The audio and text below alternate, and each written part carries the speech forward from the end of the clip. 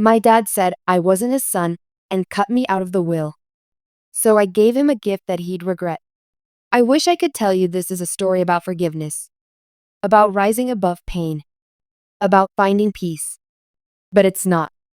This story is about what happens when the person you trusted most in the world looks you in the eye and says you were never his. I was 8 years old when I realized my father didn't love me. Not in the way fathers are supposed to. Not like in the movies.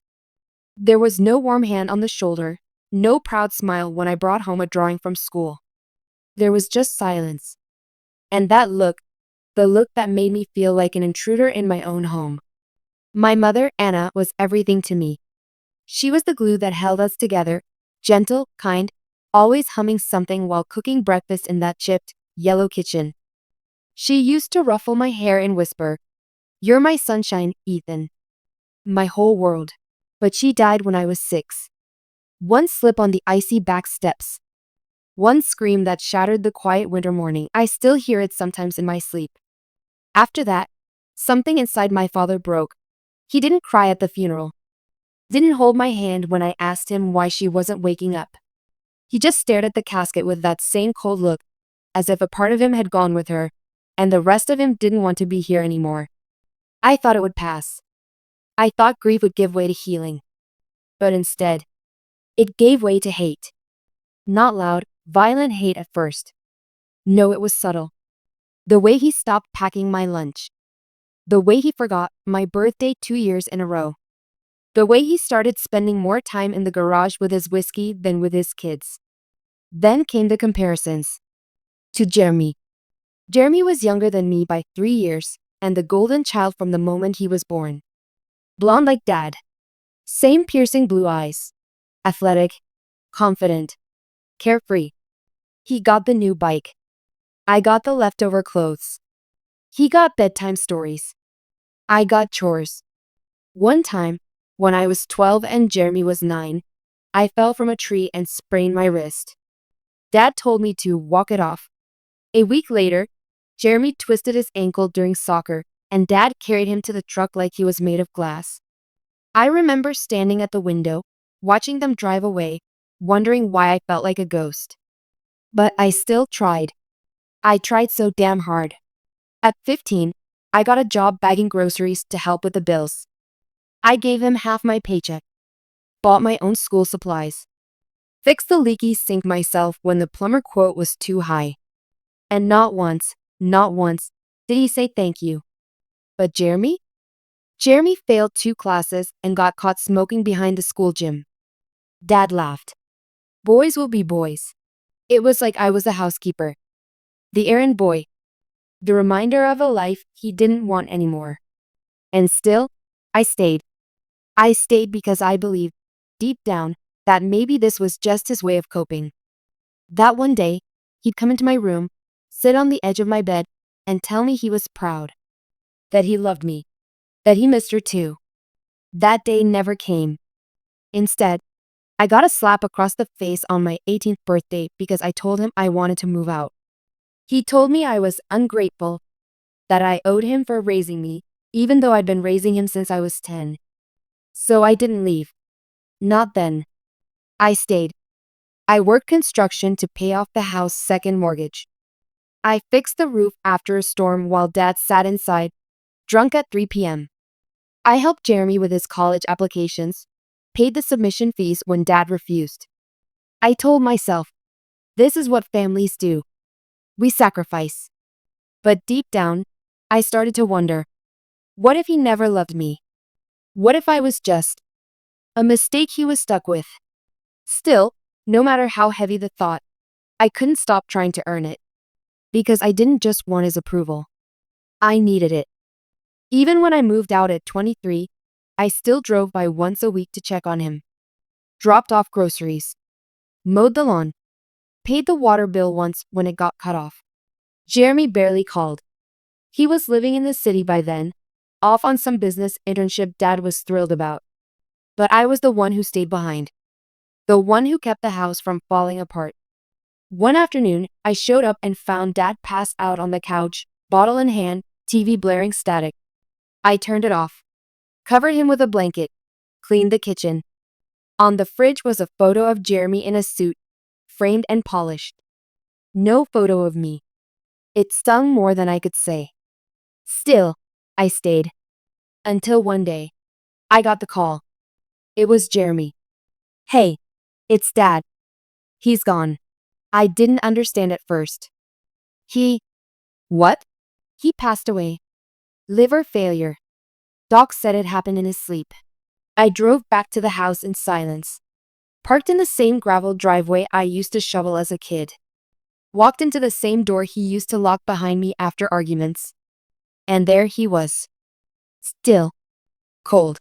Gone. But I didn't cry. Because somehow, I'd already buried him years ago. Still. I did what I had to. I arranged the funeral. Chose the flowers. Made sure he was buried next to Mom, like he always said he wanted. People told me I was a good son. That I'd done the right thing. That he must have been proud of me. But they didn't know the truth. They didn't know that standing at that grave felt like standing over a stranger. I remember the way the wind blew that day. Harsh. Bitter. Like it was trying to whisper something. I didn't know then what it was. But I would soon. Because the very next day, everything I believed about my life was about to be ripped away. And it started with a piece of paper. The lawyer's office smelled like stale coffee and polished wood. I sat on the edge of a cracked leather chair, knees bouncing, palms damp. Jeremy was beside me, suited up in charcoal gray, looking like the grieving son he was pretending to be. I hadn't slept in 2 nights. Hadn't eaten in one. But he looked fresh, composed, like this was just another meeting on his busy calendar. Across from us sat a thin man with a receding hairline and a stack of paperwork. Mr. Kessler, my dad's attorney for over 20 years. He adjusted his glasses, cleared his throat, and began reading. I, Daniel Thomas Reed, being of sound mind, hereby declare this document to be my last will and testament. I tuned out most of the legal jargon. My heart was pounding. My mind racing with memories of holding the ladder for Dad while he cleaned gutters, of late nights fixing the truck alone in the cold because he wasn't in the mood. I didn't care about the money. I didn't care about the land. I just wanted to hear it. Some form of recognition. A line. One sentence where he acknowledged me, his firstborn, his shadow, his echo. Mr. Kessler's voice dropped slightly in tone, and then it came. To my beloved son Jeremy, I leave the Windmere property, all bank accounts under my name, and the full value of my life insurance policy, effective immediately upon my death. I waited. I stared at the lawyer. Waited for the next sentence. My name. My peace. Anything. Mr. Kessler flipped to the second page, voice unreadable. To Ethan. I leave nothing. Because he is not my biological son. And never was. The silence in that room. It was so loud, it burned. What? I whispered. My breath caught in my throat. I looked at Jeremy, expecting confusion, denial, something. But he wasn't shocked. He was staring down at his shoes. As if he already knew. My vision swam. I forced the words out. That's not true. I'm very sorry, Mr. Kessler said gently, but his face remained neutral, professional. Your father had a paternity test done 6 months ago. It's on file with the will. No, I never. That can't be. He never told me. Legally, he continued. He was not obligated to disclose it to you prior to his death. I shot to my feet. This is some kind of mistake. I lived in that house. I took care of him, for years. Jeremy finally looked up. Ethan. Don't. I snapped, my voice shaking. Don't you say a damn word. He closed his mouth again. I turned back to the lawyer. Let me see the test. The document. I'm afraid that's confidential property of the estate. But it was verified by a certified lab. I wanted to scream. To flip the desk.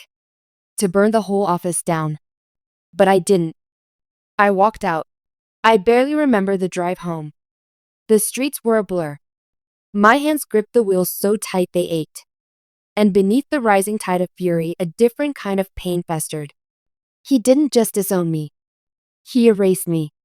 Everything I had done, the years of labor, the bills paid, the nights I stayed awake fixing the damn heater in the middle of winter while he cursed me from the couch, all of it was gone, wiped clean from existence, like I never mattered. Like I was a stranger who just lived there. I sat in the parking lot of my apartment for an hour. Couldn't go inside. Couldn't breathe. Then, something clicked. 6 months ago. That's when the test was done. I remembered something.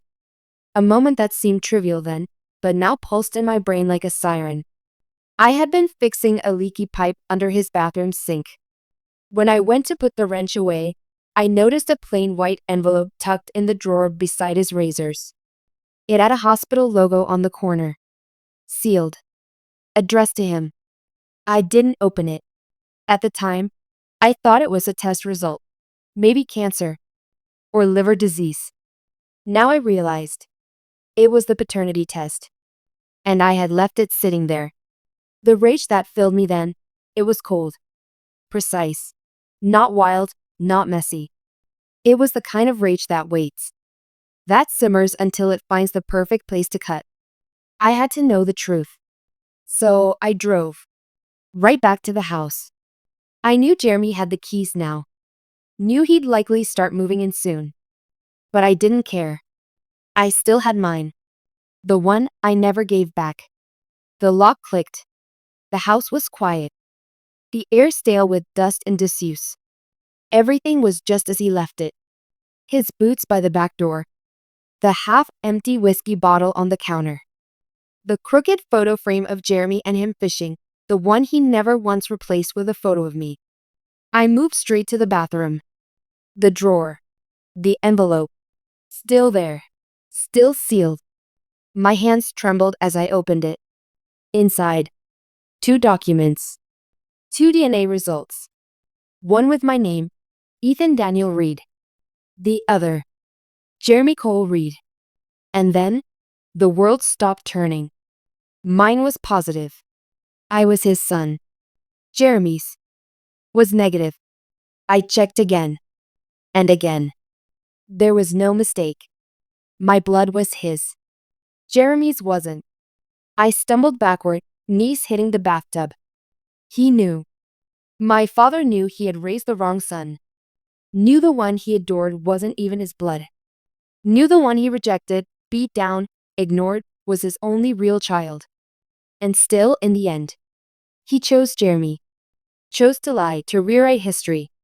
To leave his name, his land, his legacy to the wrong son. Not because of biology, but because of choice. And that was the betrayal that broke me. Not just what he did, but who he protected, and who he tried to destroy. The weight of those 2 sheets of paper in my hands felt heavier than anything I had ever carried. For 29 years, I thought I was the outsider. For 29 years, I believed there wasn't enough. But the truth? I was the only one who ever belonged in that house. And he knew. He knew the truth for 6 months before he died. And instead of making it right, instead of facing it like a man, he used it to twist the knife deeper. He didn't just disown me. He rewrote me out of existence. I sat there on the cold tile floor, papers trembling in my hands, vision blurred by tears I didn't want to admit were there. Then I stood up, and I took pictures. Each page, each test result, each signature. I sent them to my own email, saved them to the cloud, printed backup copies the next day at a 24-hour shop on the edge of town. Laminate sheets sealed in envelopes. Just in case. Because I knew what I was going to do. And I knew I needed to be smart. Revenge isn't about screaming. It's not about throwing punches or slashing tires. It's about control. About timing. About making sure the truth doesn't just hurt, it burns. I started with the family. Aunt Jo. Uncle Rick. Cousin Martha. Even my mother's old church friend, Mrs. Chapman, the one who always said, "Your father's had it so hard since Anna died, you have to understand." I mailed each of them a copy of the test results. No return address. No explanation. Just the truth. and a sticky note attached. He gave the farm to the wrong son. By the end of the week, my phone was full of missed calls and voicemails. Not from Jeremy. From the people who had always looked at him like a golden boy and looked at me like a stray mutt dragging dirt into the house. Ethan, is this real? Why didn't you say something? Does Jeremy know? I didn't respond. They didn't deserve my words.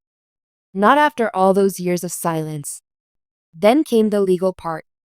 I wasn't just going to let this die as another one of my father's cruel games. I hired a lawyer, not some small-town nice guy like Mr. Kessler. No, I found a bulldog.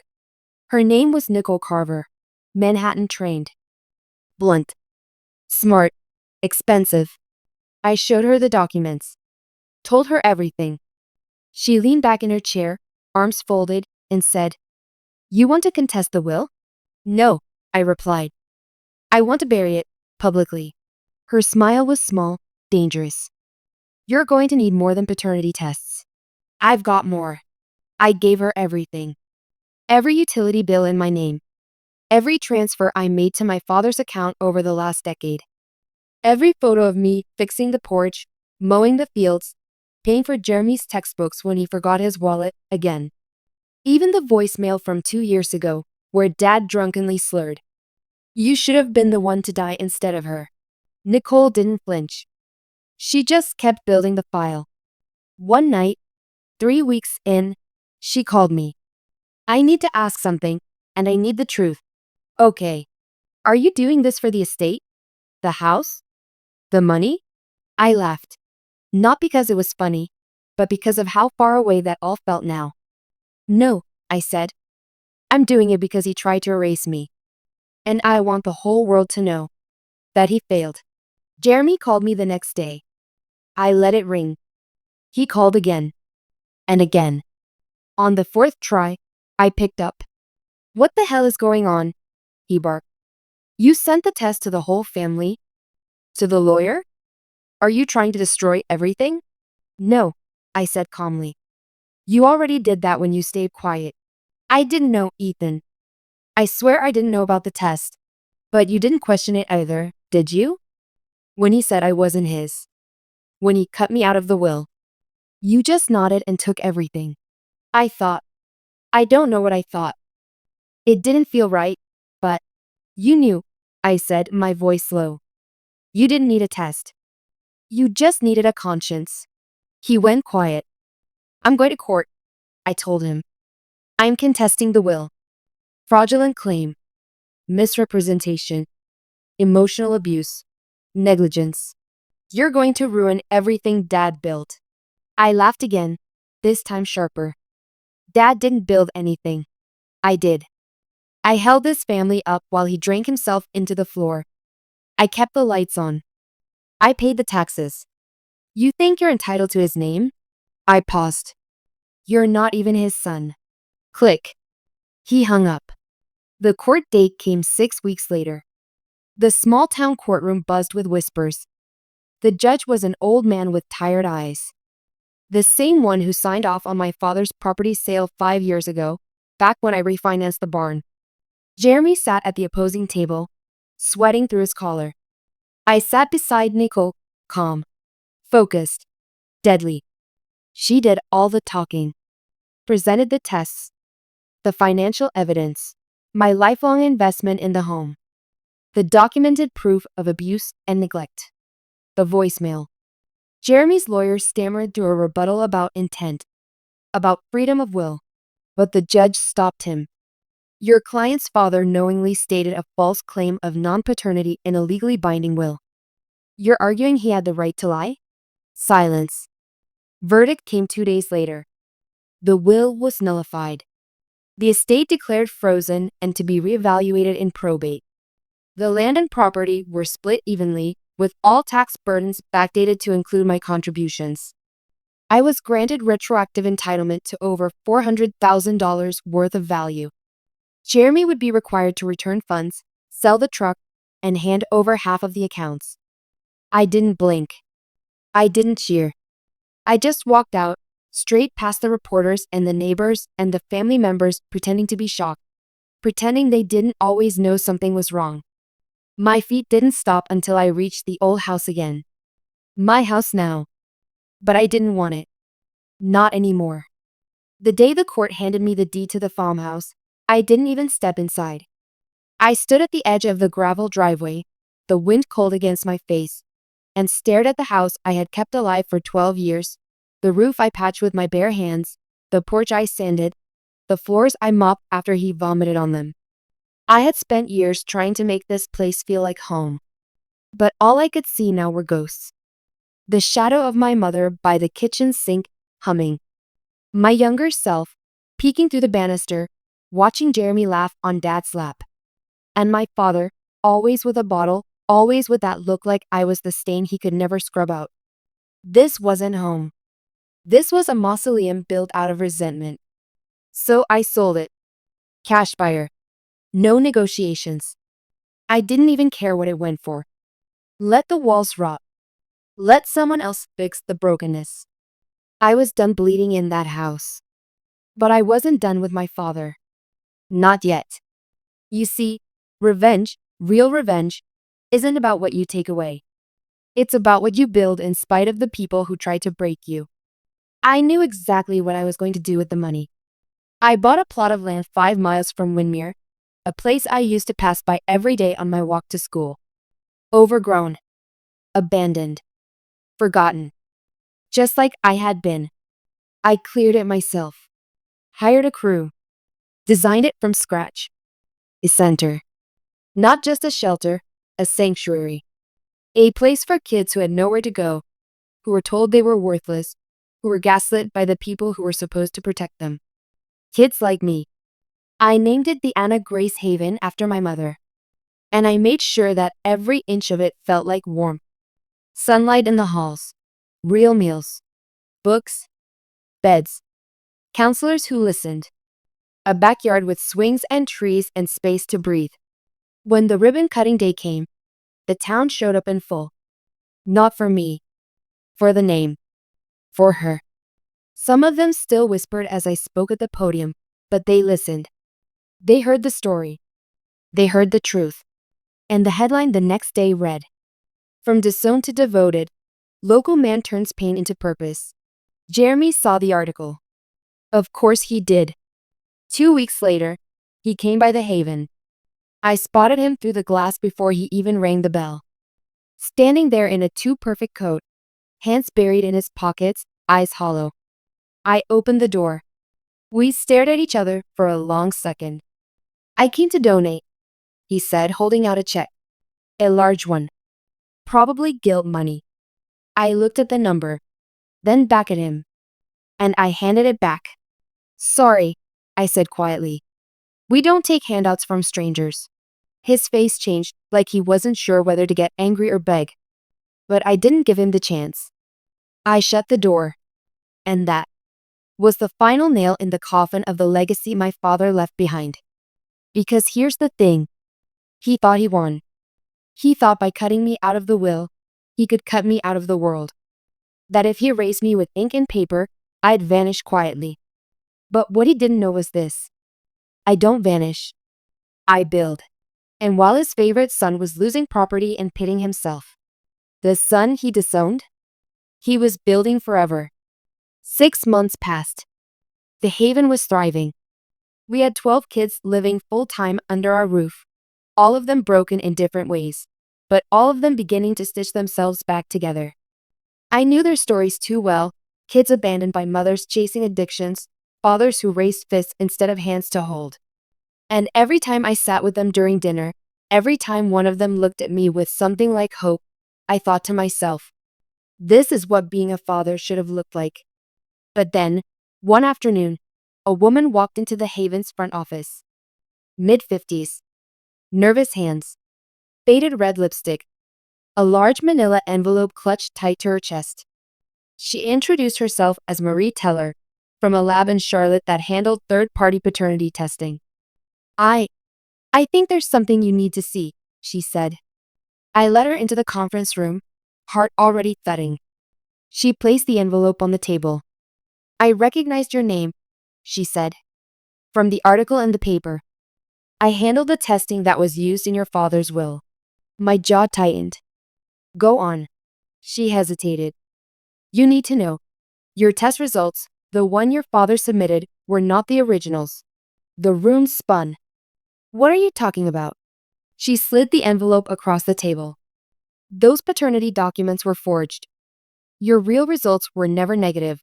They were never tested through us at all. I pulled out the papers. A second DNA report. Real headers. Matching case numbers. But different results. According to this, the test I saw, the one Dad submitted, was a manipulated copy of a completely separate sample. I wasn't just disowned under a lie. I was disowned under someone else's DNA. My father had fabricated a test. He hadn't even submitted my sample. He went to that lab, gave them someone else's name. Or maybe his own blood. I don't know. But the man lied to the grave with precision. Jeremy was never tested. I was never tested. The whole thing was a setup, a story he designed just to justify cutting me out, so no one would question his cruelty.